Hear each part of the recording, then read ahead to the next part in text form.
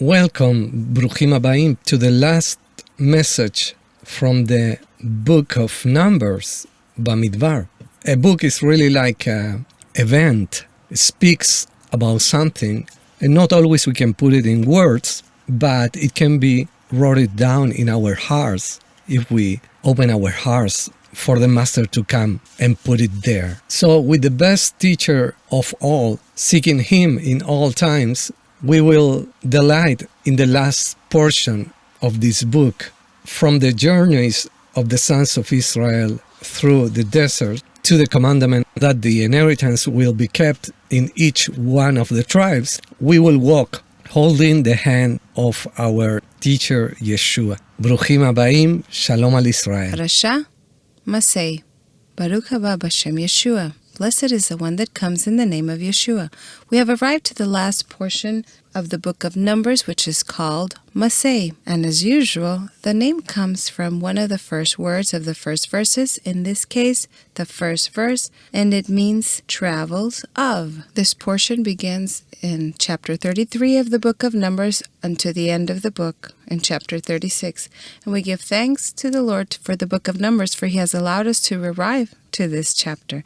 Blessed be the name of YSHUA. Holy and true are you, and we praise you, and we seek your precious name, and we gather together in your precious name, YSHUA, saying, welcome you are, and welcome is your Ruach HaKodesh, and welcome is your presence. Spend this time with us, YSHUA. Be our teacher, our rabbi. Teach us of your eternal paths, of the ancient ways. Teach us concerning love and truth, and teach us concerning the children of Israel in the desert, YSHUA, so that we might not repeat the mistakes of the past. We know that it is possible to do it right. We ask you that you would help us to be faithful to you and walk in your paths and to conquer, for you conquered in your powerful name and in the power of your blood. Thank you for listening to our prayer as we advance in the treasures of the Torah. Your Spirit would come and move in our homes, in our cities, in our countries, that your Spirit would move and go and touch the hearts of the leaders in the countries where we dwell. O Lord, that they might learn wisdom from on high, that they might walk in your truth, in the fear of Elohim, that they would take decisions according to your will, YSHUA. Help them to be and allow them to be nations for you, YSHUA, in this moment, and bring love to the government and the people in governance for the country of Israel, YSHUA, and to the people in governance of Israel. We ask you for much wisdom, that they might open the door so that the remnant of Israel might enter in and come home, that they might have a vision of Elohim and wisdom, and they would not allow things that go against your will in the nation of Israel, O YSHUA. We ask for your Spirit, that it would move in the whole earth and the whole land of Israel, and in all the inhabitants, and the fear of you, YSHUA, would increase, and the knowledge of you, YSHUA, that humility and holiness would inundate Israel, especially Jerusalem, and they would be transformed into a praise on the earth, a place of salvation, a place of righteousness, where the nations might run to. Give wisdom to the government of Israel in order to allow that Jerusalem quickly be turned into a praise on the earth, and there would be no impediment to your purposes. We thank you for everything that you give us, and we also ask that your Spirit might move in all your disciples, bringing healing, freedom, bringing restoration in the powerful name, YSHUA. And now the door is open, YSHUA. The place is prepared for you. Enter in, our Rabbi, YSHUA. Teach us about the last portion of Numbers. Be welcome, our teacher. In the name of YSHUA the Messiah. Amen. A small highlight of the book of Numbers, which in Hebrew is Bamidbar, in the desert. It speaks concerning the time that the children of Israel spent in the desert. It begins with a census and ends with a census. And we saw how YSHUA blessed the children of Israel, and he preserved a number greater than 500,000 men of 20 years and above outside of the Levites. We're able to see the reactions, the continuous rebellion against ask the Lord throughout this book, and that it might teach us so that we will not use our fingers to point out and say, oh, how terrible the children of Israel were. For this is not only but a prophecy of ourselves. There is a basic thing that happens in history, and they call it a rule of the Torah, but is really a historical reality. It is a pattern of creation that what happens to the fathers happens to the children. Now, that does not mean that we are condemned to do what is wrong, for the situation that the fathers had to confront is also confronted by the children, and we make a decision that we will not make the same mistakes of the fathers, for it is possible to do it right. This is what we have learned, and therefore we know that we are getting close to an exodus, and we're also coming close to a desert. This last exodus has been prophesied by the prophet Jeremiah in chapter 16, verse 14. Therefore, behold, the days are coming, says Yehu, that no, it shall be said, more lives Yehu, who brought up the sons of Israel from the land of Egypt, but lives Yehu, who brought up the sons of Israel from the land of the north, and from all the lands where he had driven them. Therefore I will bring them back into their land which I gave to their fathers. Therefore, in order to know and understand and have wisdom about this last exodus, what we need to do is to look at the first exodus. YSHUA has revealed many things concerning the last exodus to specific people. I've had the opportunity to have contact with certain brethren who have a lot of revelation. They have received many visions and have come to know many people who have had visions about the last exodus. And I want to tell you something, brethren. Be prepared. This is real. This is not a fantasy. And also, the time corresponds with our time. It has been seen in visions. The times of the Exodus has been seen by brethren who are alive now, who have seen it in visions, who are trying to help the children of Israel to walk towards the promised land. Specifically, I remember the vision of a brother where in the vision was seen the children of Israel advancing to the borderline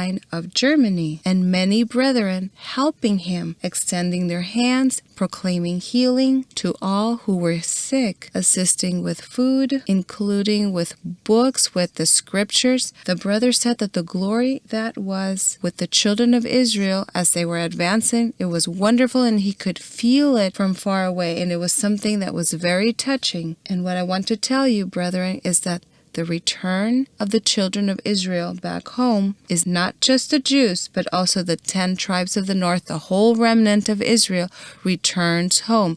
And we speak of the remnant, yes, and we must be very clear that it is those whom the Lord has decided, whom the Lord considers to be part of the remnant, as the book of Revelation says. Those that have the testimony of YSHUA and keep the commandments of Elohim. Really, it's in reverse. Those that keep the commandments of Elohim and have the testimony of YSHUA, or who keep the commandments of Elohim and have the faith of YSHUA. That is the remnant of Israel. And on the side of this, YSHUA gives a warning that the remnant must pass and go through the desert of the nations. Just as the house of Israel had to go through the desert, there in the past existed a desert for the house of Israel. Yes, in the future there will also be a desert for the house of Israel. In Ezekiel 20, verse 34, we're able to see, and as we read, and I will bring out you from the peoples and gather you out of the countries where you are scattered with a hand mighty and with an arm outstretched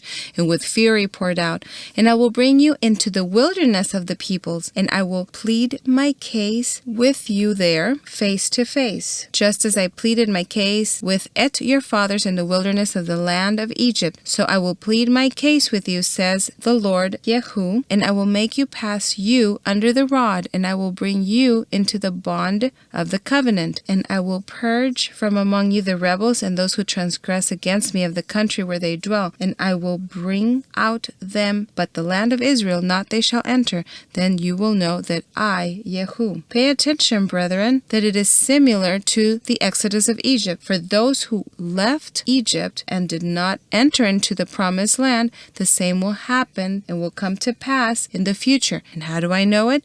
Because it is said in the book of Ezekiel. There's not a great problem of translation in these verses, and it is not the only verse that speaks of the greater Exodus. There are dozens of verses and scriptural references that repeat it once and again. So we must be prepared. We study the book of Numbers in order to know what will come to pass, that we might know the truth. For you will know the truth, and the truth will make you free, will bring you to freedom, and to be prepared, the remnant of Israel, in order to return home. So we must be with a heart that desires to know and understand the ways of the Lord for this time that is coming soon.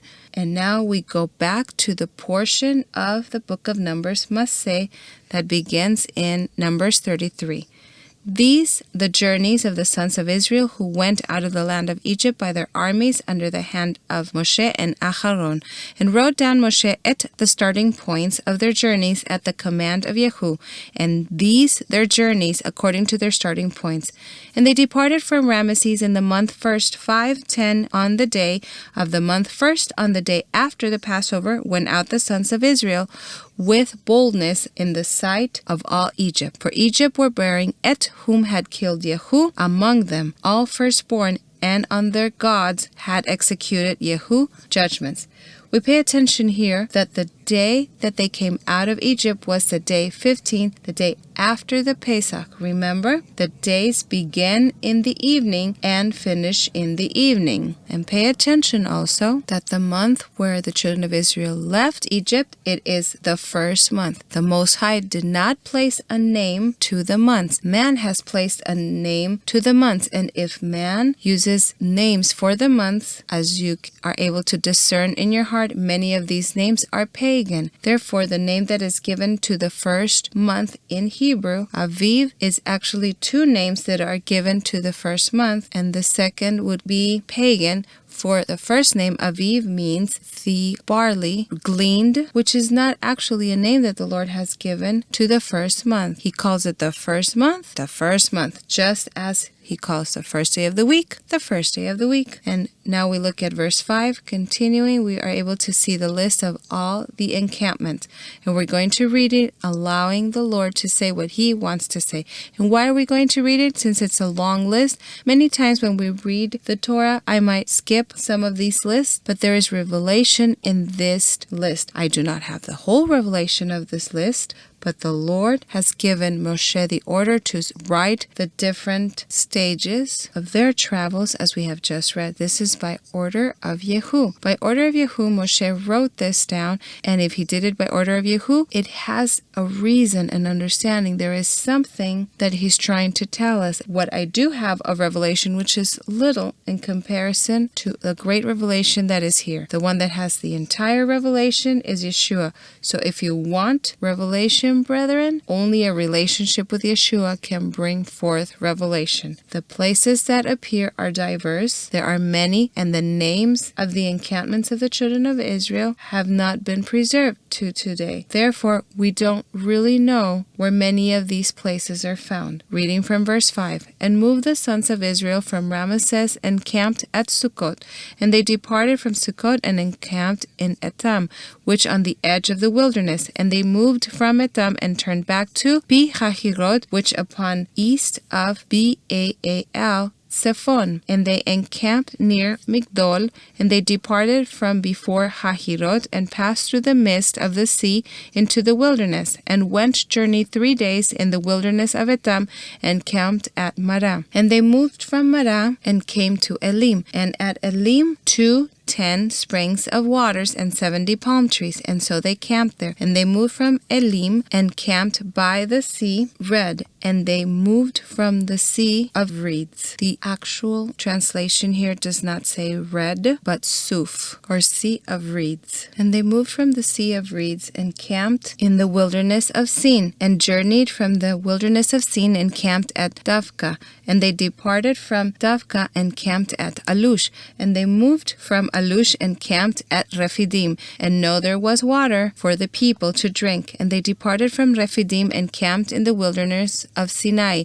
And they moved from the wilderness of Sinai and camped at Kivrot HaTava. And departed from Kivrot HaTava and camped at Hatzerot. And departed from Hatzerot and camped at Ritma. And they departed from Ritma and camped at Rimon Peretz. And they departed from Rimon Peretz and camped at Livna. And they moved from Livna and camped at Risa. And they journeyed from Risa and camped at Kehelata. And they went from Kehelata and camped at Mount Shafer.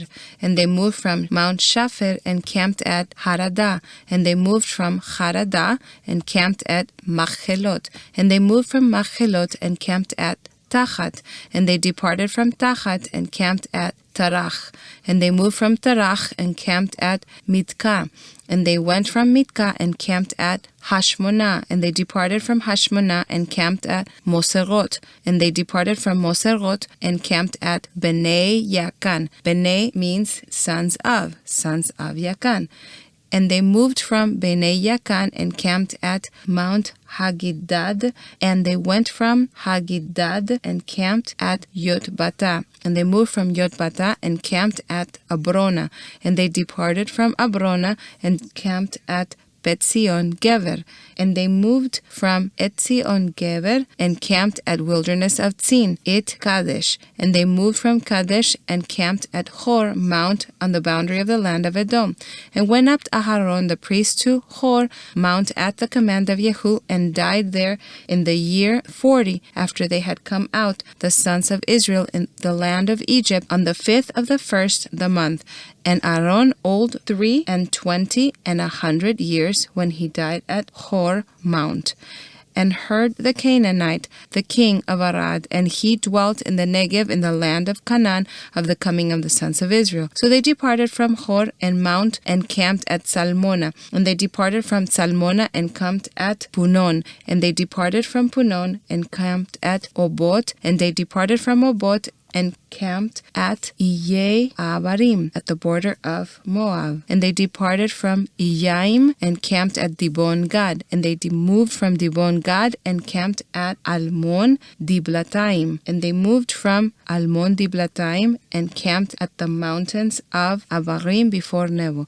And they departed from the mountains of Abirim and camped in the plains of Moab by the Yarden, Jericho. And they camped by the Yarden from Bet Hasimot as far as Bet Abel Shittim in the plains of Moab. So these were all the encampments that the children of Israel did in the desert, brethren. And as we know, 40 years in the desert. How many encampments were? 42 encampments in 40 years. Now, we must see, what does this mean prophetically, since we are getting close to an Exodus? And where are the 42 encampments? When we go to the book of Revelation in chapter 11 from verse 1. And was given to me a reed like a rod, and standing was an angel, and he said, Rise and measure the temple of Elohim and the altar and those who worship in it, and the court inner of the temple leave from outside, and not measure it, because that is given to the Gentiles and the city, who they will trample months 42. And I shall grant to my witnesses to prophesy days 1,260 when wearing sackcloth. These are the 2 olive trees and the 2 menorahs who before the Lord of the whole earth. Do you see the similarity with the amount of encampments? 42 encampments, 42 months. The 2 witnesses prophesy for 1,260 days. 1,260 days divided by 30 is 42 as well. To remember, the prophecy of the 2 witnesses is fulfilled in many levels, and that we have 2 witnesses, which are the 2 tablets of the law, of the Torah, the 2 witnesses, which are Yehuda and Yisrael, the 2 houses of Israel, and we have 2 witnesses, which are also with Yeshua, Mattatyahu and Yochanan, Matthew and John. These were witnesses, but we're talking about times of Exodus, the Exodus that is coming from the nations that no one will remember of the first Exodus, for the second Exodus will be so great to the eyes of all the nations, and in a time where the world has such unbelief that it will be so far away in our memories, the first Exodus. There is so much unbelief in the world nowadays concerning the things of Elohim.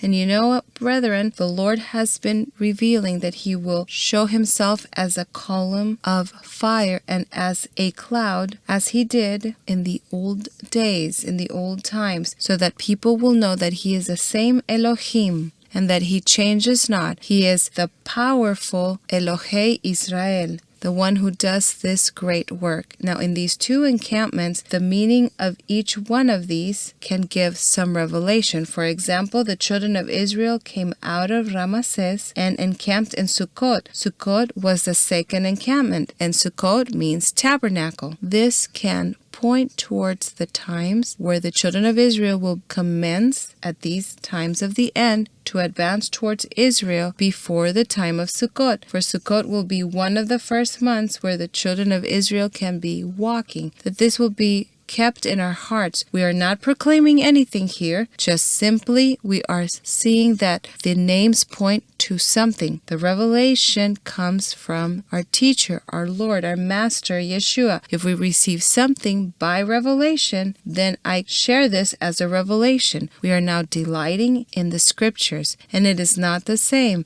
Brethren, I cannot conclude from what I read that it will be in the second month or the first month when the children of Israel will commence to return home. But yes, my heart will be attentive, for I know that the Lord respects His times and His feasts, and He does things during His times and His feasts. And therefore, according to this list, after coming from Massei, they go to Sukkot, and that YSHUA might reveal more concerning this. I also want to speak concerning Mount Sinai. Many routes had been traced. They always speak that they walked through this mountain, Mount Sinai. And where is this born? That this mountain is in the desert of Sinai. This is from a supposed dream that the wife of Constantine had, that according to her it was revealed that that was a mountain, and from there on, around the year 380, in many maps they began in the books of history that the Mount of Sinai was in Sinai. But we know that the fruit of all this work and all these rules of Constantine that created a religion, created a group of books for this religion. Remember that Constantine was the one that grouped the books that enters what's called the Bible under a democratic decision that was made concerning the books which would be part of the Bible and which would not be part of the Bible. And that's how the case of the canon came to be. And what I tell you, brethren, we're disciples of YSHUA. Let us return to the ancient paths, going back, and we cannot trust a democratic decision concerning the books of which speaks YSHUA, the Lord, His word, where we find His words, and therefore we must seek the words of YSHUA, the words of Elohim in the scriptures and in all the books where He speaks in the first person. And therefore we must know that these are words of the Lord when He speaks in the first person. We must discern with our hearts after we have proclaimed YSHUA as our Elohim, as our teacher, as our shepherd, as our prophet, as our everything. Then we are able to discern His voice, and His voice and His words are in many books, and we must consider those books as books where the Lord speaks. We're not creating a new canon, simply, my sheep know my voice, says the Lord, and they follow me. And we must discern the voice of the Lord in this manner. If there is a book where we do not discern the voice of the Lord, then we discard it. And in the same book where we are able to discern the voice of the Lord, there might be words of man. We have already learned it in some message. We do not have to discard the entire book because there is a word of the enemy in the midst. I am not trying to tell you how to establish rules of how to discern the voice of the Lord or discern which book is or this book is not. Your teacher is YSHUA. You have considered and proclaimed YSHUA as your teacher, and if it's not so, then do so now and follow the Master wherever He goes. Wherever He takes you, there you follow Him. If the Lord takes you to read a certain book, go and read it. If the Lord stops you from reading a certain book, then don't read it. We are disciples of YSHUA. YSHUA did not come to create a religion. He did not belong to any specific religion. He was not a Christian. YSHUA is a manifestation of the Most High Elohim, and He called us to be His disciples, and we have become His disciples because we have gone to the water in His name, and we have proclaimed Him as our shepherd, as our teacher, as our professor, and thus we have become His disciples. Therefore, beloved disciple of YSHUA, beloved brethren, Mount Sinai is not in Sinai. The Mount Sinai, there's enough archaeological evidence that shows that this mountain is in Saudi Arabia. Not just archaeological evidence, but there are writings, even writings in the New Testament, that say that Mount Sinai is in Saudi Arabia. Mount Sinai today is called Jebel el-Laz, the Mount of the Law, and the government of Saudi Arabia is not too excited that this should be published and has placed many obstacles in the last decades that there should be an investigation of what is in Mount Sinai, and the reason why is because they don't want that the Jews and Israel should know that Mount Sinai is in their land. For what reason? Because they are fearful that Israel would attack and take Saudi Arabia after they know that Mount Sinai, the mount where Moses received the tablets, would be in Saudi Arabia. And archaeological evidence is there, and there is material concerning this. You can even seek it in the internet. There is evidence of the chariots of Pharaoh in what is called the Red Sea, in a city that is called Nueva, in the peninsula of Sinai. Even in Mount Sinai, writings are on rock where scenes of the children of Israel appear. And you will know the truth, and the truth will set you free, will bring you to freedom. Beloved brethren, what they have been given to us as we have as cultural inheritance, traditional, religious, is filled with lies. It is so sad to say, but it is time for us to return to the truth and open our hearts to the truth and come close to the fountain of truth, to truth itself, which is YSHUA, our beloved Master. And continuing on chapter 33, verse 50. And spoke Yahud to Moshe in the plains of Moab by Jordan, Jericho, saying, Speak to the sons of Israel and say to them, When you have crossed the Jordan into the land of Canaan, then you shall drive out all the inhabitants of the land, and before you, and destroy all the engraved stones, and all the images their molded destroy, and all their high places demolish. And you shall dispossess the land, the inhabitants, and dwell in it, for you I have given the land to possess it. Pay attention to this instruction that is in the Torah, that as they enter in to possess the land, they must destroy all the idols and all the sculptures. Now the children of Israel are about to return to the land, the whole remnant of Israel of all the nations. And this commandment, according to what is here, must be kept. When they enter in, they must destroy all the statues, all the idols. Now, this might be to the humanistic eye something terrible, but it's enough with the humanistic and the worldly mentality. We are now with the Lord, and we must come out of all humanistic mentality and understand that if the children of Israel, when they enter into the land, the remnant that enters into the land comes and destroys all the statues that are here in Israel, then they are obeying simply the Lord. Continuing on verse 53, And you shall dispossess the inhabitants of the land, and dwell in it, for you I have given the land to possess.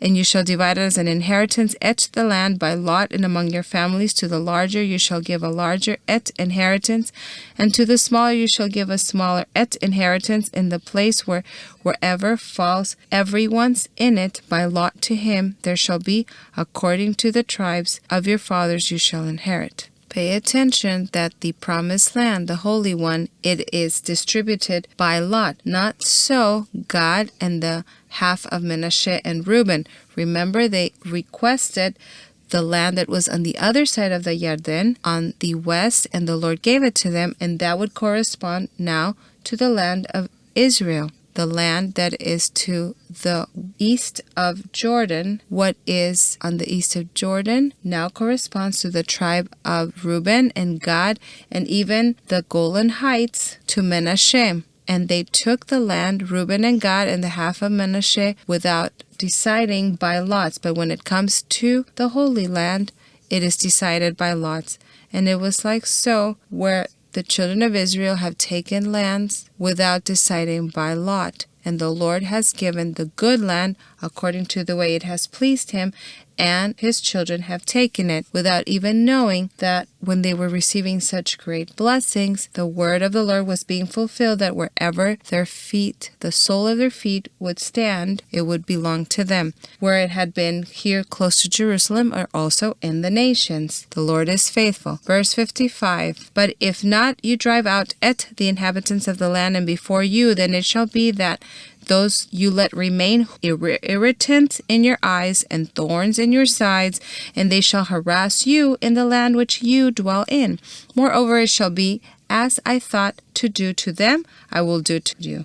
Here is another instruction, that when the children of Israel enter, they must expel the inhabitants of the land in those times, because the judgment was being made over the ones who were inhabiting this land. Either way, the instruction is alive and present, that if someone wants to dwell in the land of Israel, they must keep the instructions of the Torah, for they must have one single Torah for the stranger as for the Israelite. This is what the Lord says, and this commandment has not been annulled, has not become void. Chapter 34. And spoke Yehu to Moshe, saying, Command the sons of Israel, and say to them, when you come into the land of Canaan, this the land that shall fall to you as an inheritance, the land of Canaan, to its boundaries. And now they will begin with the limits of Canaan, and shall be your border on the Negev from the wilderness of Tzin along the border of Edom, and then shall extend your border on Negev to the end of the sea, the salt, eastward, and shall turn your border from the Negev to the ascent of Akravim, and continue to Sin, and be the going forth from the Negev to Kadesh Barnea, and it shall go on Hazar Adar, and continue to Atzmon, and shall turn the border from Atzmon to the brook of Egypt, and it shall be end at the sea. And as for the border western, you shall have the sea great for a border. This shall be your border western, and this shall be your border northern from the sea great, and you shall mark out your line to Hor Mount. From Hor Mount you shall mark out to the entrance of Hamat. Then shall be the direction of the border toward Sedad, and shall proceed the border to Siphron, and it shall end at Hazar Enan. This shall be your border northern, and you shall mark out your border eastern from Hazar Enan to Shepham, and shall go down to the border of Shepham to Riblah on the east side of Ain, and shall go down the border and reach to the sea of Kinneret eastern, and shall go down the border along Jordan, and it shall end at sea the salt. This shall be your land with its boundaries surrounding. And here the Lord is establishing himself what will be the limit for the Holy Land, the land that is decided by lot. It is clear that the Lord says that it cannot be established outside of the Holy Land, but here he defines what is a land that his eyes are very much watching over. Now, all of these places that I read that appeared mentioned as limits, the names of the points where a limit is traced to the other, not all of those places are located nowadays or are known where they are found. And many where it is thought or have similar names, even the same name up till today, throughout the years could have changed in reality. But as a great stretch, the holy Israel, the land of Israel, the promised land that is holy, is similar to the limits of today, and it includes, of course, Jerusalem and all that is called Cis-Transjordan to the Jordan River, and it includes the Gaza Strip, and it also includes the Lebanon. The most part of the Lebanon is in the promised land. That is the promised land that is holy. Now, the land that the Lord gave to Reuben and Menashe, that would be outside of the Holy Land, and it has been given by the Lord, and it pleases him to give it over, and he gave it over to these tribes on the other side of the Jordan, which would be Jordan and Syria, the Golan Heights, and much more greater than this. And we're talking about thousands of years of history and the promise that the Lord made to give Abraham and to the descendants of Abraham this land, and thus he will do, and no one can stop it, prevent it, for he is the creator of the land and of the heavens and the earth, and we are only strangers in this land, and he gives the land to whomever he pleases, for his is the land, the earth, and the fullness thereof. Praise be his name. And continuing on verses 13, 14, and 15, and commanded Moshe to the sons of Israel, saying,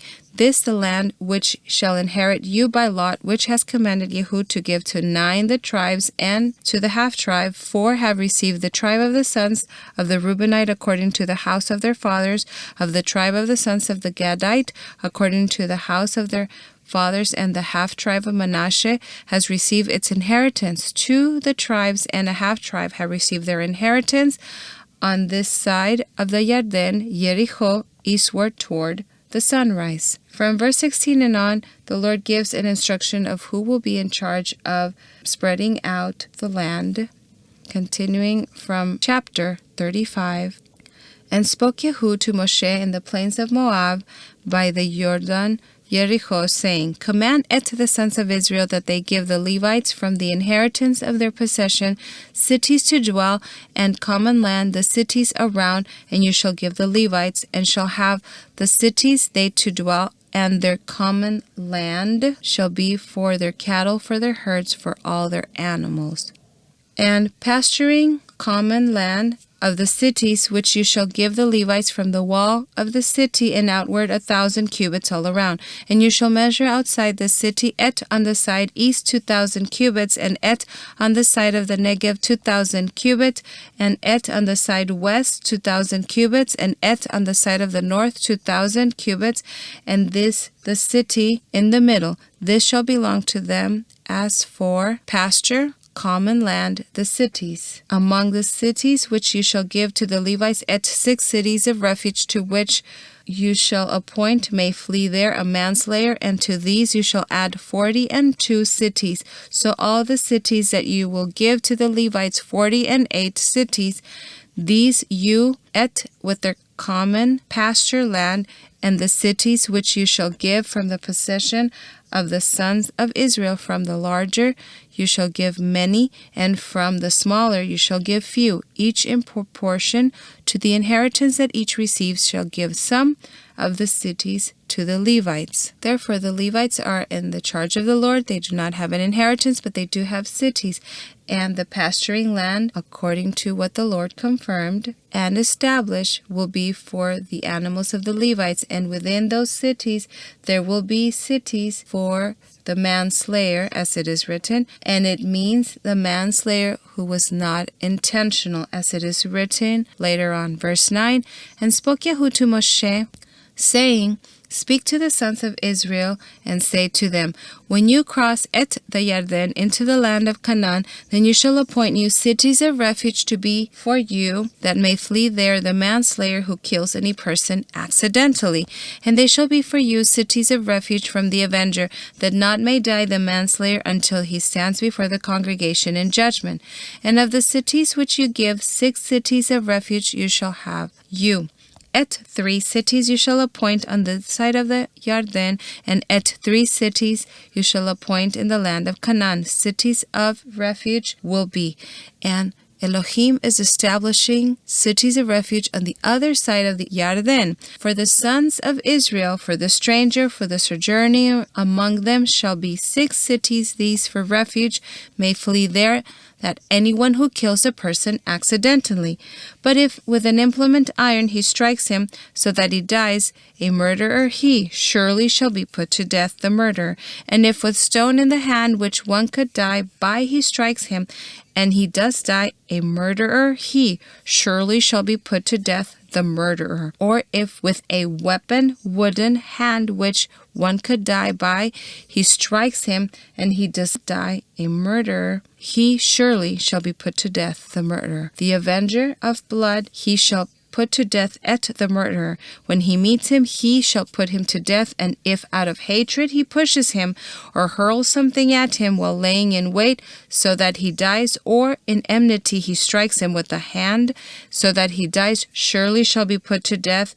The one who struck a murderer, he, avenger of the blood, shall be put to death at the murderer when he meets him. And however, if suddenly without enmity he pushes him or throws at him anything without lying in wait, or with any uses a stone which a man could die by without seeing, and throwing at him so that he dies, and while he not enemy his or seeking his harm, then shall judge the congregation between the manslayer and the avenger of the blood according to judgments these.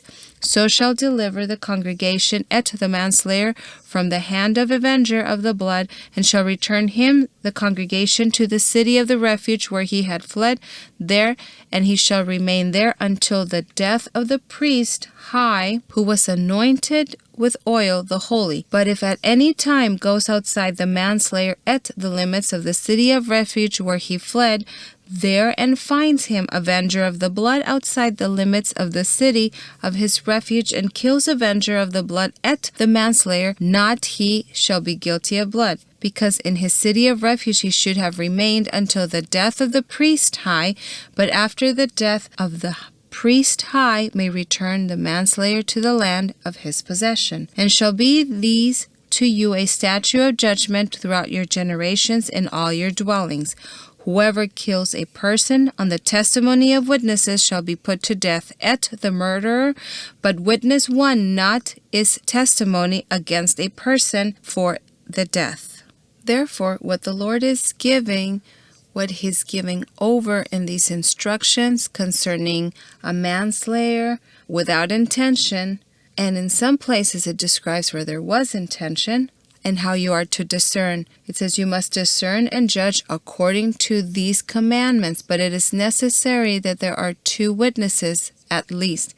And the Lord shows us the value of life. Here he is showing that killing someone, even in the case of no intention, by happenstance, accidentally, by chance, it requires a judgment, and it is shown that it was without intention. The person will be required to go to one of these cities of refuge and not leave. For if he comes out and he finds the relative is in obligation to kill. Again, I tell you, I remind you, we're in the new covenant as servants of YSHUA, and we cannot avenge ourselves. Vengeance belongs to our Elohim. But what we are trying to understand is the value of life. The Torah is establishing a judgment and a sentence over those who kill without intention. And in this manner, he brings value and respect for life and for people. Have you noticed these days that we give very little importance to the life of other people, especially and sadly within the youth that are under the influence of certain principalities? So it is common that things are done that can cause death without intention. And what the Torah is teaching, and what we must all know, that in the case that a person who kills without intention, it has to be shown, and the person must submit to the sentencing of going to a city of refuge. Beloved brethren, this is not something that never happens. Less than a year ago, I was in a situation where a young person threw a stone that was sufficiently big to perhaps even kill someone, and it fell very close to where a group of brethren were nearby. And this person just threw a stone without paying attention to see if there was any person in the surroundings or not. And so the Lord protected us, and the stone fell in a different place. It didn't hit any of the brethren that were close to me. We were doing immersions in a river, and afterwards the person who threw the stone was able to see that there were people in the surroundings.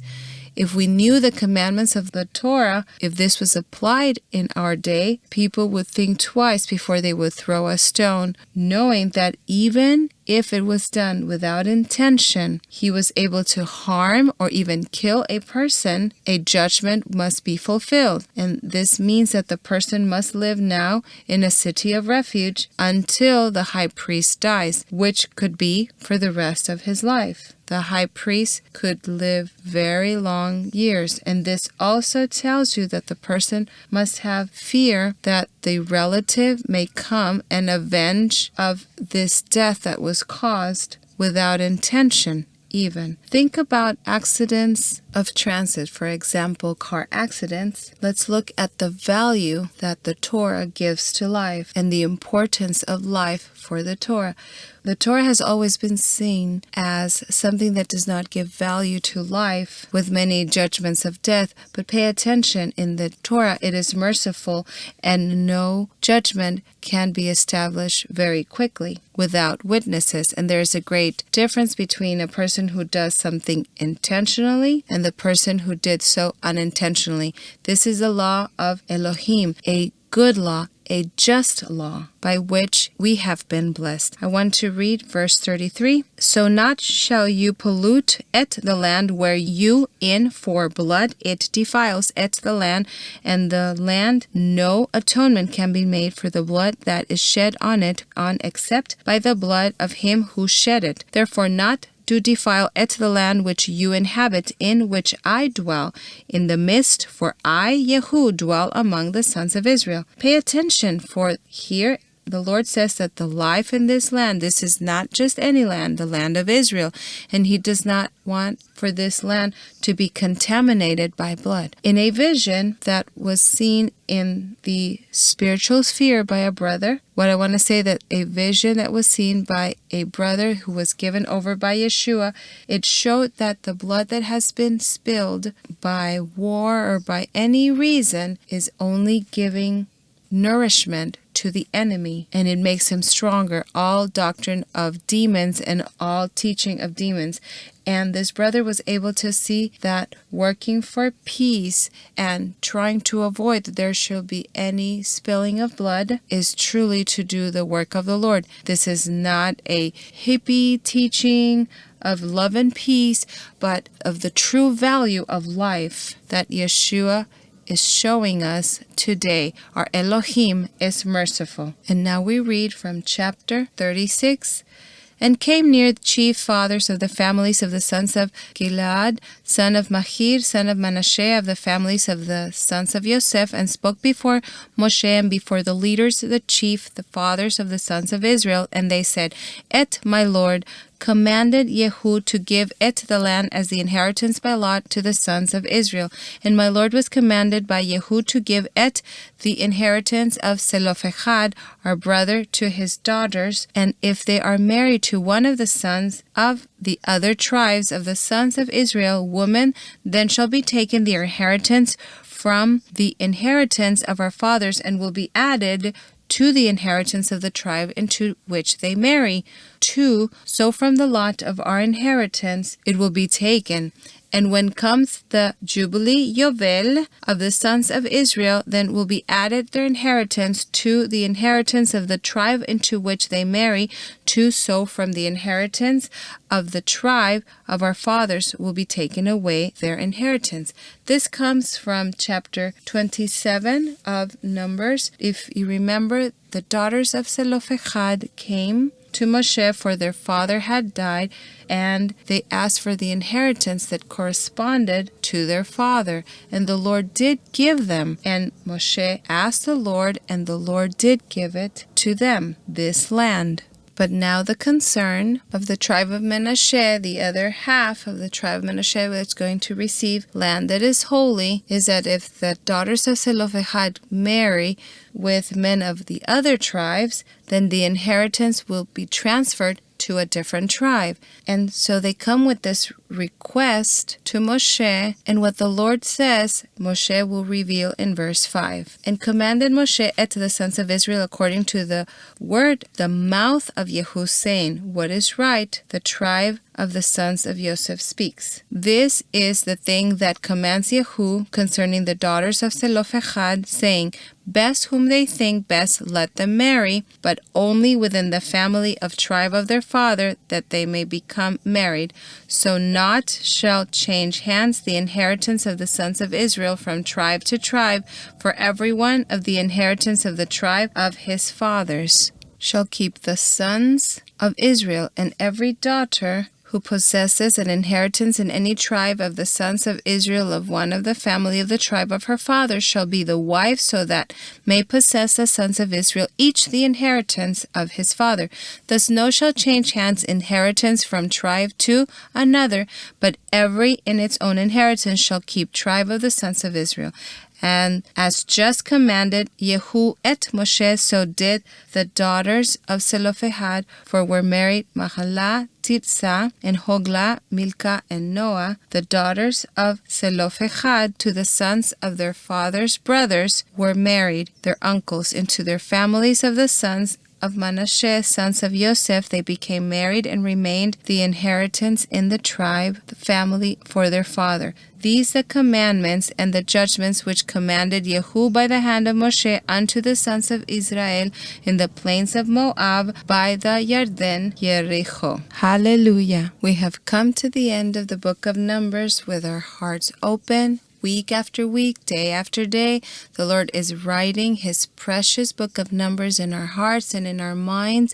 He has given it over to us, and we give Him thanks that YSHUA every day will give more revelation concerning the book of Numbers and concerning everything we have read by this precious Torah to you, brethren, for we have established Him as our teacher, and He has good gifts for us, precious gifts of revelation and truth that liberate us. And we give thanks to the Lord for blessing us with such wonderful present, the book of scriptures, which is the book of Numbers. In the name of YSHUA, we give you thanks, precious teacher, for blessing us and conserving the book of Numbers, O Lord, for giving us instructions, for teaching us prophetically concerning what is coming, what is close to us. We give you thanks for all of this. Thank you for fulfilling the Torah, for fulfilling the beautiful, precious commandments of the Torah, the sacrifices, YSHUA, so that we might be blessed in all of us in this wonderful covenant. We give you the praise and the glory, the honor, and we give you thanks with our whole heart for teaching us concerning your truths, YSHUA, for teaching us concerning your commandments, that we might go with your precious blood and with the testimony of YSHUA the Messiah, with the faith in YSHUA the Messiah, and keeping the commandments of the Lord, going forward with the protection that is promised in your Torah, with the protection that your commandments bring, and your precious covenant in your Torah, for the remnant of Israel advances towards you, praising and exalting the name of the Lord. And this is what we're doing, YSHUA. Prepare us as a great army. We are dispersed throughout the whole world, but we know that we are one in your spirit and in your truth, YSHUA. Write day after day in our hearts your precious Torah. We are your sheep, and you are our shepherd. Direct us, our good shepherd. Guide us. Let us be light to the nations, that we might be light to others. May your kingdom come towards our homes and in our houses and in our cities and in our communities and in the nations where you have placed us, that we might prepare ourselves, that each one of us would be prepared, thinking, feeling, making an exit plan, an emergency plan towards the promised land, with the vision towards you, YSHUA, with a prophetic vision, with wisdom and humility, with the power that gives us your precious Ruach HaKodesh. For as you said, you will receive power when the Holy Spirit comes. Thank you for giving us of your Ruach HaKodesh. Thank you for being so great in the eyes of the nations, in the name of YSHUA, the Messiah of Israel. When brought back YSHUA at the captivity of Zion, we were like those who dream. Then was filled with laughter our mouth, and our tongue with singing. Then they said among the nations, Great things YSHUA has done with these. Great things YSHUA has done for us. We are glad. Bring back YSHUA at our captivity as the streams of the Negev. Those who sow in tears in joy shall reap. Continually who goes forth and weeping, bearing for sowing seed, doubtless shall come again with rejoicing, bringing his sheaves. Amen. Shalom al Israel. Peace be over Israel.